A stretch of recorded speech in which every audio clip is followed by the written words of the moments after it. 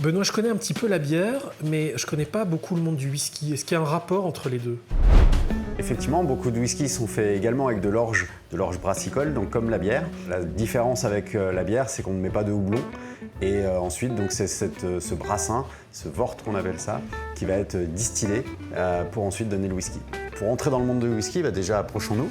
Dans le whisky, il y a une grande diversité d'expressions et d'arômes. Alors souvent, moi je recommande de commencer par des whiskies plutôt assez ronds, assez fruités. Si on va dans les whiskies français, le whisky Edu, qui est d'ailleurs un peu original, produit à partir de blé noir et non d'orge, mais qui a ce côté assez fruité, un côté pomme au four, assez gourmand. Moi, j'ai des belles recommandations à vous faire sur des bières de dégustation, et notamment, par exemple, des bières accompagnées d'une côte de bœuf. Voilà, j'ai ici deux bières, la Carolus Vente de Kaiser, qui est une bière donnée avec 10 ans de potentiel de garde. Et nous, on les a fait vieillir, donc on a encore aujourd'hui des 2015 à vous proposer, qui sont intéressantes à comparer à des 2024 par exemple. Ici, on a les arômes de la fraîcheur, la fougue de la jeunesse, et ici, une bière qui s'est assagie, qui a une complexité absolument remarquable.